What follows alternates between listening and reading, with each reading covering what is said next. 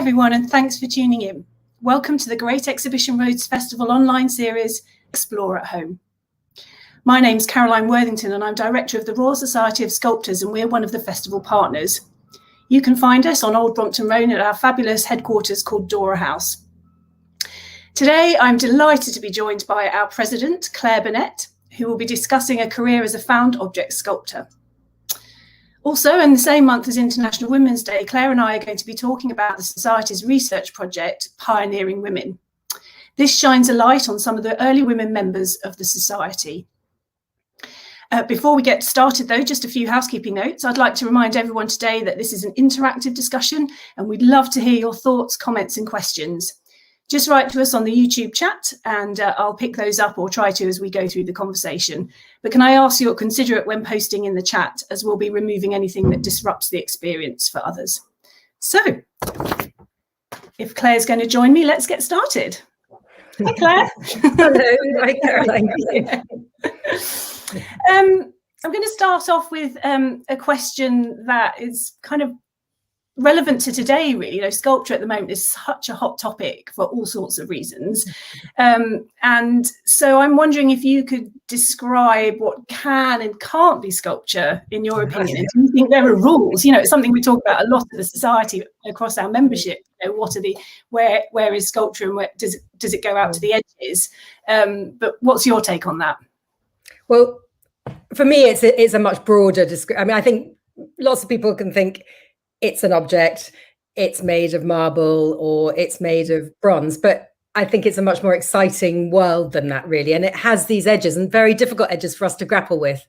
So I've got friends who are sculptors who make video, and they make video about objects in space, or maybe just about the space. And I've got friends who have work fabricated for them. They don't make it in their studio. And friends who do make very object sculpture. So I think it is it's one of those difficult things that from the 60s really on in the art schools, where it became about performance and concept and things, the boundaries got broken. And maybe a little bit like drawing is similar, that it can be many things. So I suppose to me, in my practice, it's about objects in space and people in space, and how. So anything can be an object, anything can be a sculpture. Your cup on the table, somebody walking down the street, these are all sculptural things. To other people, it's a much wider thing like that. And also with technology now, I think it's just going completely wild, really, in terms of what it is. And you can get apps that where sculptures might appear as you walk, and they can be hacked and graffitied. And so as you say, it's a very broad discipline, really, if discipline's the right word. Yes, and you describe yourself as a found object sculptor. So all those things that you talk about, the cups on the table or the debris in the street, they for you are material, aren't they? They are. Anything is material, really. It's a sort of yes, it could be it could be anything. I mean, I'm forever picking up little bits of car stuff that's been just funny little metal things, and scrunched up paper that's been blown around, or noticing what's around all of us, really. I'm really interested in that perspective, that as you walk down the street, you can walk down the street with 3 people and all of us will see different things. And it's my sort of history, I suppose, of what I've seen before that makes me hone in on what I see now.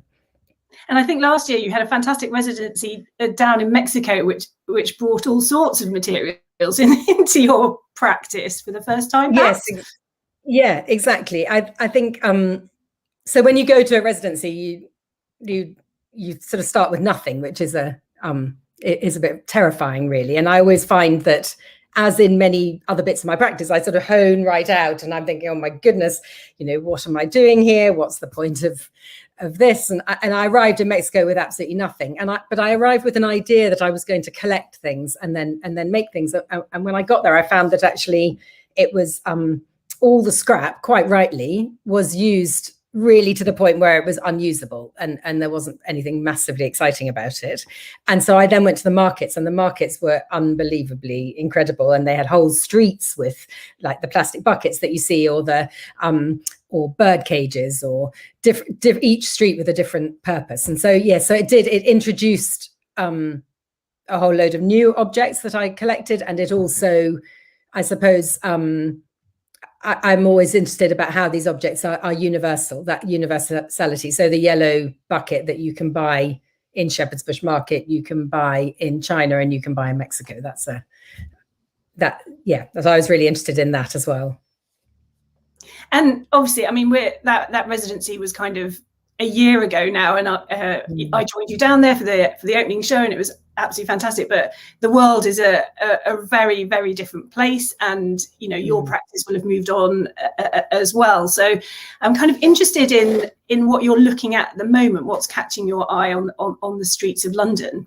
Well, it's interesting, isn't it? Because as you say, it's a very different world, and where normally I might sort of wander around in markets and in shops and things, there's a bit less, but I think there are always things happening. I mean, for example, in the street, I'm always interested in cars. I'm interested in how we filter out stuff that's in the street.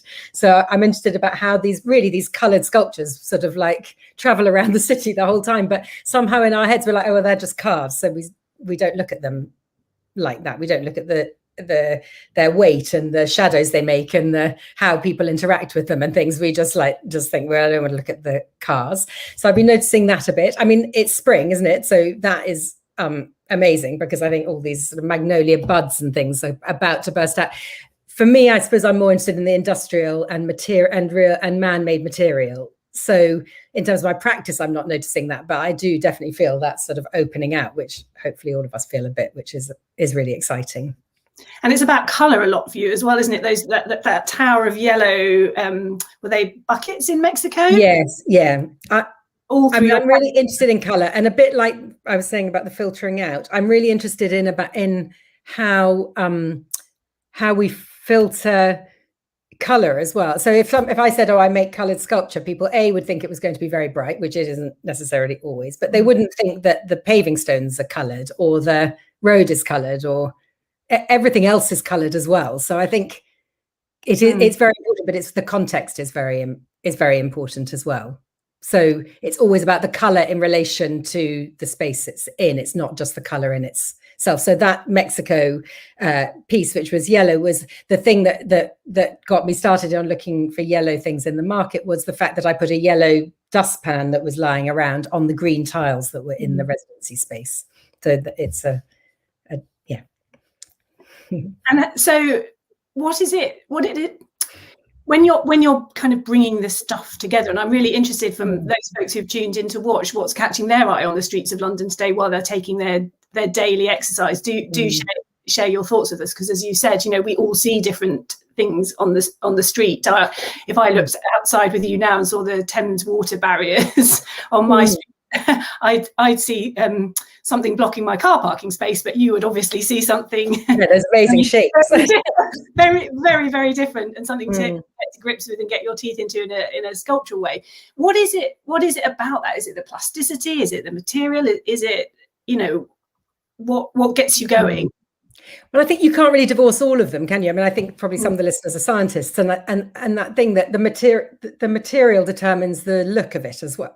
Completely. I'm probably not so interested in function, but I'm interested in that, maybe the concept of the function. So I'm quite interested. I quite often sort of hone in on plumbing equipment, and I like the fact it has a purpose, but also you can look at it completely visually as well. So that double play with maybe a cistern or a ballcock or something. But I think it is always that combination of the material with the form, with the color of it, or what I might do to it. So I sort of collect all these things, and I sort of take them back to my studio. So we're looking here at an exhibition that I've got going at the moment, in a slightly strange lockdown way, but with the Elite Gallery.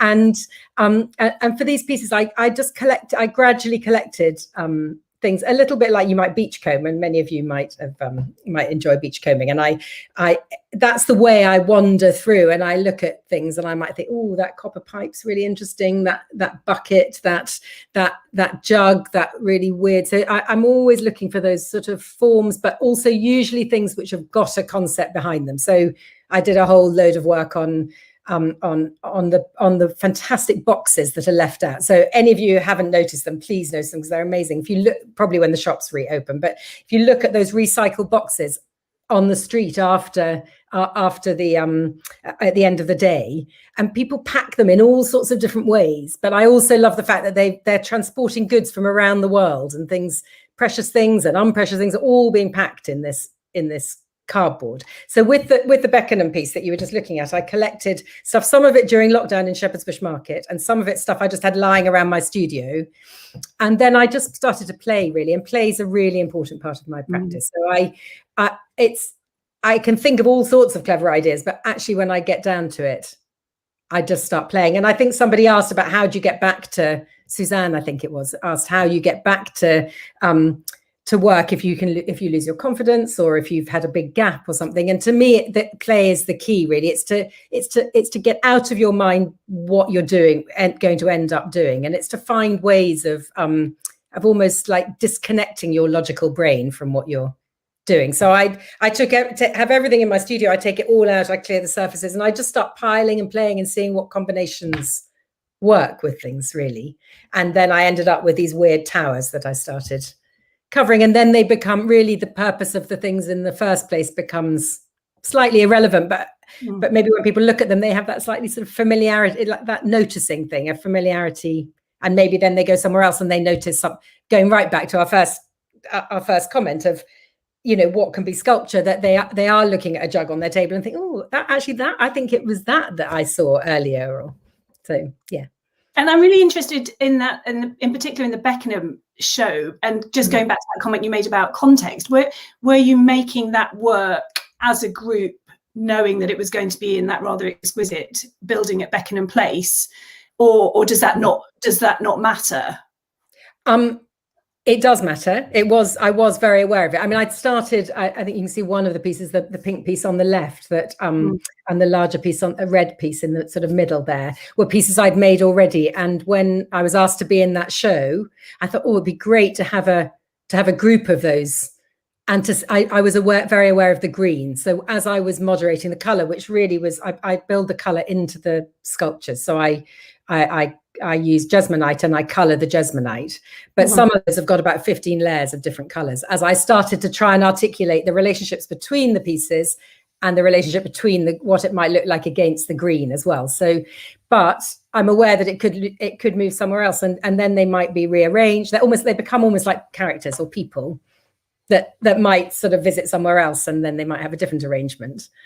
And then, and in a way, at that stage, they're as they are, aren't they? I've already coloured them. So then you might take some out, or you might put another one in, or yeah. And that's quite a domestic space at Beckenham. And there's a question from Albert Deppenhoff, actually, asking you whether scaling up interests you.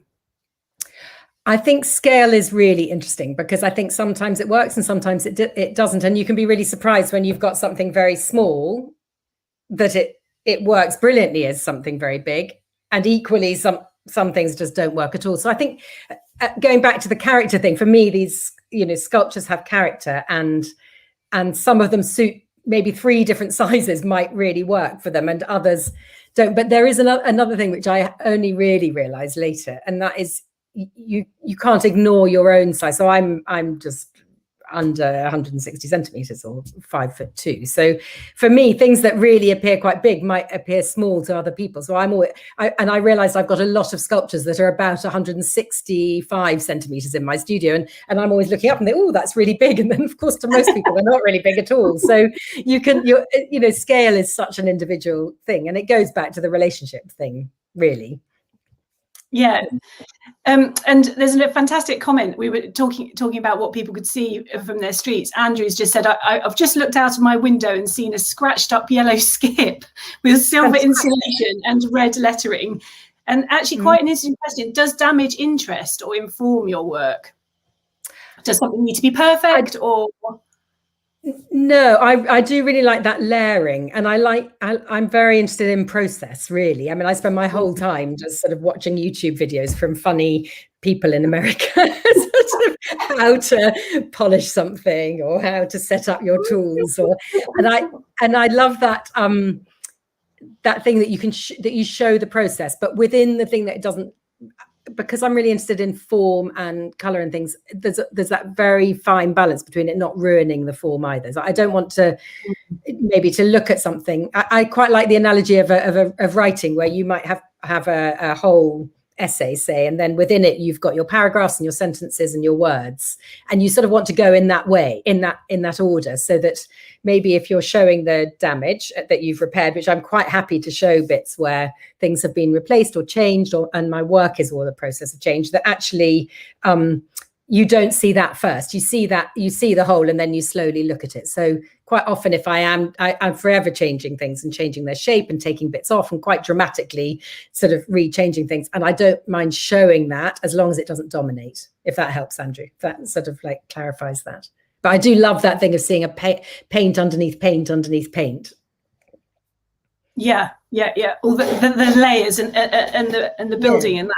Kind of, and the material paint as material, not paint as surface as well. Yeah, there's a lot of questions coming in about your approach to consumerism. Obviously, the materials you're using are part of the consumer world that we're in at the moment. About boxes and cardboard and things, packages being delivered constantly, and asking people to look out for that. Joanne Taylor has asked whether your work says anything in particular about the environmental challenges we're facing. I think I'm really interested in the grey areas of life. So I'm not saying you mustn't use this, you can't do that.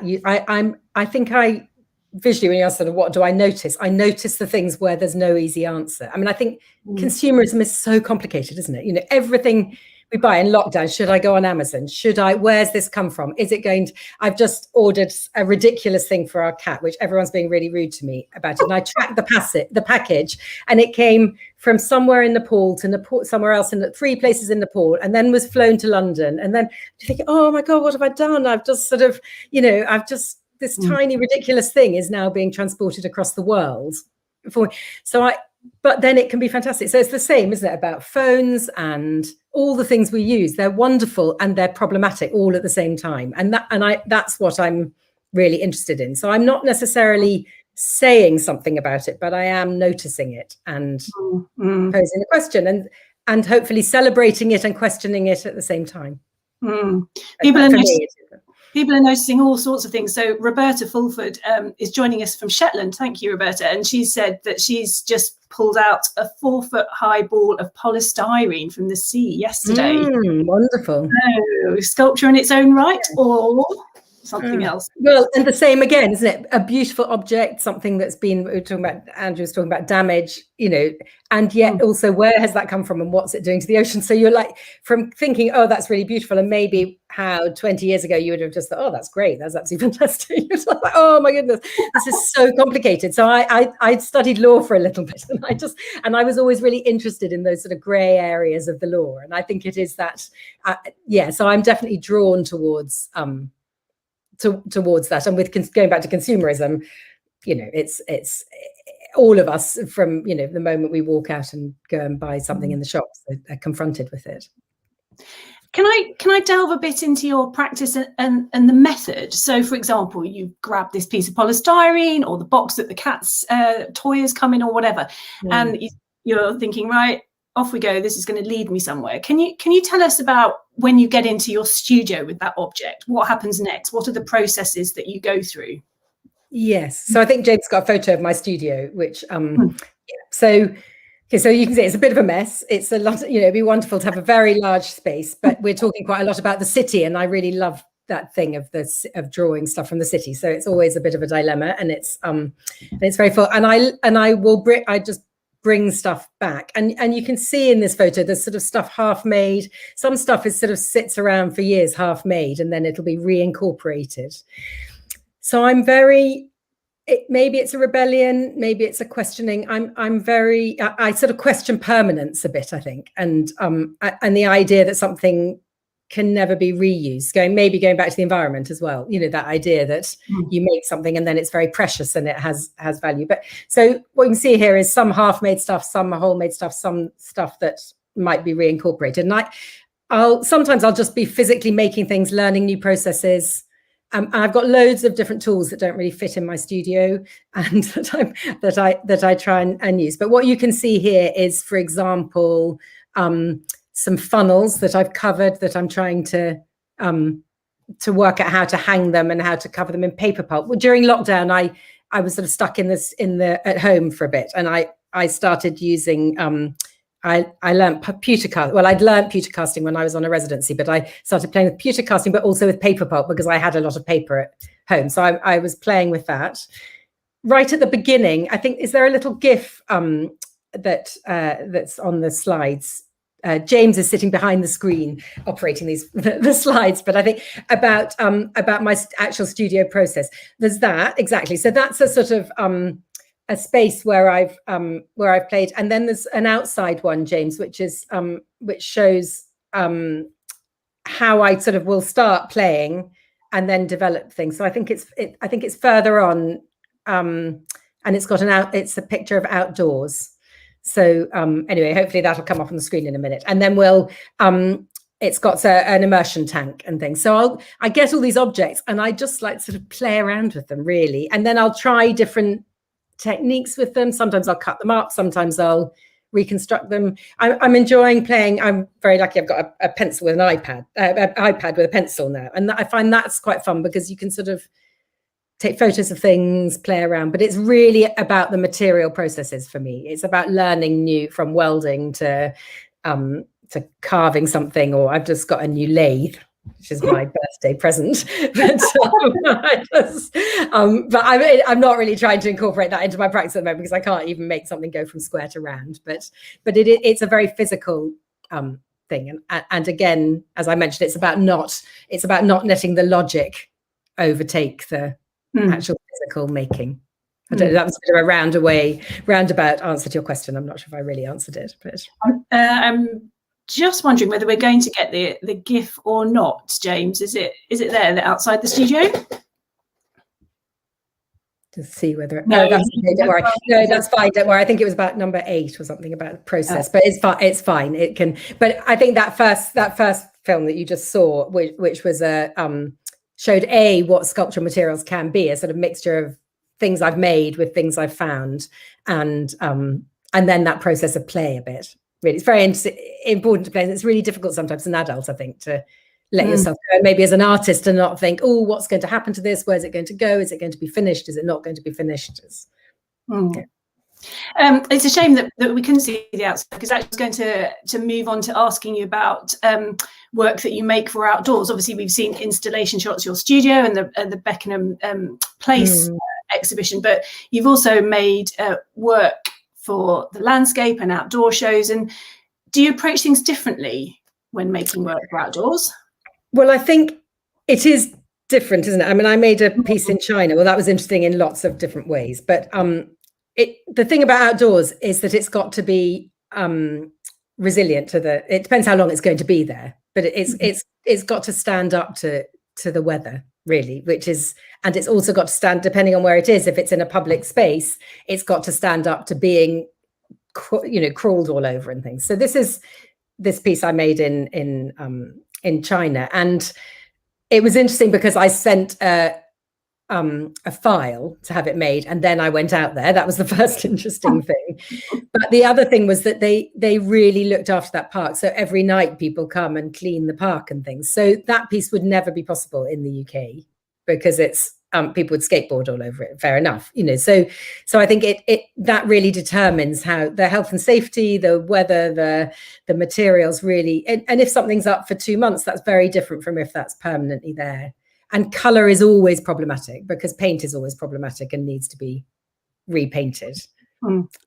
So, yeah. And sending the file to China, because obviously you've just spoken at length about enjoying the play, enjoying being hands-on, enjoying the experiment. Actually, just to send a file out into the ether and for someone else in a way to make your work. I mean, many sculptors, that's just the norm for them, but for you, it's not. How did that feel? Yeah, so it was it was really interesting in lots of ways, partly because it was all quite vague, and yes, we want your sculpture. And then I was thinking, oh, this is never going to happen. And then suddenly, oh, can we have your file next week? And I don't know how to do that. And I am trying to learn 3D programs, but nevertheless, I was slightly like, that's slightly beyond me. But what I did was I did play and I did make that in my studio. I made smaller, and the idea behind this was it was again that thing about noticing. I was really interested in that big sort of power of China as and their constructions and how much they're building and how quickly, and the sort of faultiness in it as well as the fantastic thing. And so it's part celebration, part critique. And I was really interested in this idea of bending the beams. And the piece of information I hadn't had, I actually wanted to get these I-beams and bend them.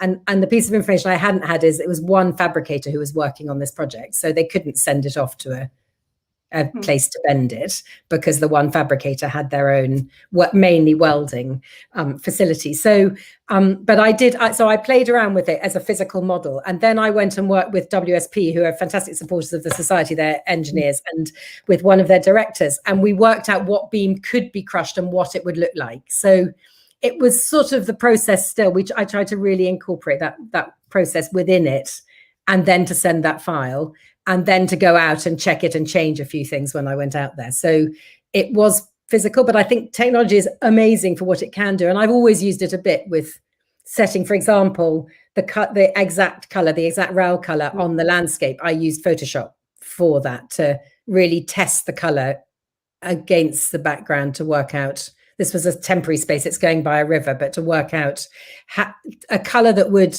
work against the background, wouldn't disappear completely, wouldn't be a complete shock, wouldn't, the balance between it. Mm-hmm.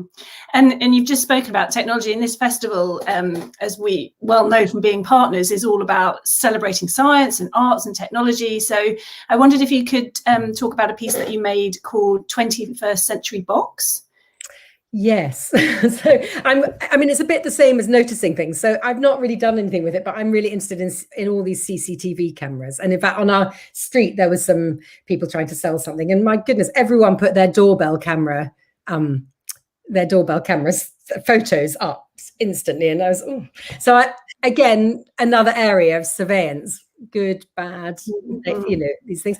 But what I'm also interested in is the physical things appearing in the street, the physical things we look at. So the 20th Century Box photograph, which I think we're, James, if you got the photo of the blue, of the blue forms there, the blue sculptures, and yes, and the phones. So these are from a while ago, but they're sort of issues that I'm still interested in. So the one on the right is the laptop shape.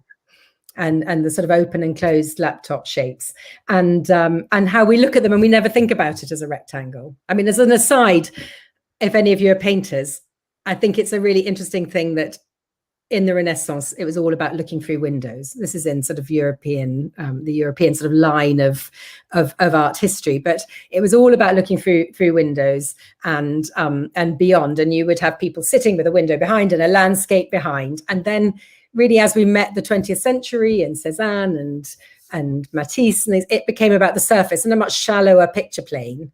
But suddenly we've like zoomed back without realizing into the Renaissance. We're all looking through these frames and into spaces beyond. All of you looking now are doing that. And I think it's so interesting because it's almost without realizing that we've done it. So I've been interested for a while about A4 bits of paper as well, how we write on them. And if you were given a much longer, thinner bit of paper, would you write differently? So I've made work about the route to rectangle as well. The pieces on the left were, it seems so little time ago in some ways and so dramatically different. This was, I think, 2009 I made this piece, and I put it in because I made these little wooden handheld pieces of all the shapes of phones that kept on appearing in cafe tables and in people's hands all around the streets. But look how different they are. Now they'd all be rectangles. They'd all be just like slightly boring, not as interesting to me, really, would they? But yeah, only 12 years ago. It's yeah. Well, you and I use our mobile phones to communicate quite a lot, because actually you're my boss as president of the in society. A sort of way. And also a good friend. So I just, with a sort of 10 minutes or so to go, it'd be fantastic if we could turn to have a bit of a chat about the society. You're president, and that's one of the great joys for me. Can you tell us a bit about your role and the society itself? Yes, well, the society, for any of you who are listening in South Kensington or around, is on the Brompton Road, just down from South Kensington, and that's our headquarters. But we're an international society, and really at the core of it is a support for the practice of sculpture, and that's a support for those who make it, and also for those who want to enjoy it as well, or to have access to it. So we're a charity, and and we have a role to promote sculpture and to discuss sculpture, and we also have a role to support artists, not only members but also artists who make sculpture, and to question the edges, going right back to the beginning of our conversation. So my role is partly as ambassador for that, and it's as an ambassador for the membership and for artists, and then it's also as chair of the board. So for any of you who are trustees or on boards, it's to lead the board as well. And for me, one of the great joys, and something I'm very proud of, is that obviously I'm a woman as the director, your president and a woman, our vice president is a woman, and during the past 2 years we've been running a research project called Pioneering Women, which has explored the early women members of the society, who were truly remarkable individuals, some of them. I wondered if you could just share a bit with those joining us about that. Yeah, well, it's really interesting, isn't it? Because it's never easy for anyone to be an artist. I think it's very easy to sort of start to sort of think about it's harder for me, or you get the, there's always somebody who's having a harder time and somebody who's having an easier time. But I think if we look into the archives, it's really interesting to see some of those women in doing really very just very brave work, or work that everyone was doing. Maybe we shouldn't even see it as brave, just work that you would expect of sculptors of the time. But not being recognized as much maybe as their male counterparts, being talked about like we still see in the papers, possibly about their age or their role as a mother, and not necessarily about their art. So I think this project, where we had a conference last week, which is on our going onto our website, that people can listen to, about the early women, and there are some fantastic women. So I'm really interested in Alice Williams Ellis. I think she's called, is that her the correct name? Yeah. Who I hadn't come across at all until the conference, and these very big, very moving war memorials that she made. And then there's been quite a lot in the press about Anne Aitchison and how Anne Aitchison, yeah. And how she developed the cast that many of us who've broken limbs wear during the First World War. So how people turned their focus into the First World War. So we had members from the early 20th century who were women, and seeing what they did in the war is also really interesting. So it was fascinating to look back and see a long line. It's easy to think, oh gosh, it's all happening now, but it's been happening for a long time, really, women in the arts. Absolutely. And what we've discovered is that they were supporting each other, really buying into that ethos of the society, as you were saying, of being a supportive network and community. And I'm not sure, I don't know why I was quite surprised about that, but it was one of the surprises that came out of the project, that they were in touch with each other, they were buying each other's work, they were perhaps supporting each other financially in other ways. And so that community really has woven all the way through since our founding in 1905. I'm wondering, are there, as I said, there are plenty of us women involved at the society, and half the board is women. I'm wondering if there are women artists that particularly inspire you. Yeah, there are many. I mean, and male artists, I would say. That it's and in fact, I came out of a tradition of sort of French artists, followed by American abstract artists and things. So they were all men, really. And I don't think in that way that you don't really realize it only dawned on me much later on that was the case. But there are, I'm always so sort of awed by Philida Barlow's work. I think that the ambition of it is so extraordinary. And when I saw her installation at the Tate with all the sort of this, I mean, it's so brave and ambitious, and how she uses those materials, those found materials often, or materials that she's just deconstructed. So I love that. I think she's got something extraordinary, something way beyond me. I mean, I found trying to juggle and being distracted by family quite tricky, and now they've gone. So, but I found that quite tricky. But I think she had 5 children or something, and maybe she did as well, because it's really after as she's got older that she's also become really, very much more well known, and she was always recognised as a great teacher at the Slade. But so yes, her Louise Bourgeois, completely different. Completely extraordinary and eccentric, and I love how her perspective, she just completely imbues her work with her perspective on life. But there are also younger artists, and I really admire younger female artists, and how difficult it also is for them, or young parent artists. I think there are some who find it very easy, who say things which were always a bit of an anathema to me, like, oh yes, I carry on working, my child sits in the corner of the studio, and I'm just thinking, I love my children, but there is no way they could have come to the studio. They would have, picked up things, thrown them across the room, sort of got covered in the tools. But Nika Nilova does carry on working really very exceptionally as with children. So that's rather impressive. Amy Stevens' work, I really love the cleanliness. Sometimes you really admire people who make work you could never do. So both Amy and also Adeline de Monsignac make work that I could never do. A little bit like when I studied architecture, I never could do those very neat drawings, even though I really admired them. So both of them very clean materials, use a mixture of making and fabricators more than I do, but very impressive young female artists who I really admire. Yes, I must admit, I'm very fond of Amy and Adeline's work, and there's a shot of Adeline also at Beckenham Place in the same show as you. Right.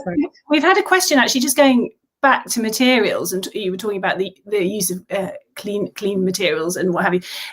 Andrew MacDonald asks whether there's a relationship between the use of steel, and it's about sort of traditionally male materials. But it's interesting where our concepts come from, doesn't it? I mean, I just see materials as materials, and I'm very interested in the hierarchy of materials and what we put on it. So quite often I'll mix bronze and plastic, or different, material is, for me, it's a very formal approach really, but is what a material is. It's got maybe sometimes a function, it's got features that will do different things, like strength, maybe for steel. It's got a surface often, or if you a cross section, a color, and I really like sort of deconstructing it and saying, okay, they're all equal, just like people. It's a sort of, they do different things and they have different roles. So I don't really see them as a gendered thing. As gendered materials particularly. I just think, how exciting, I could learn to weld, or I could learn to cut them up, if that asks the questions. And you're moving into a new experiment at the moment, aren't you? This idea of mosaicing and glass. Yes. Yeah. Well, I'm still battling away with this idea of how do you put colour on outdoor pieces.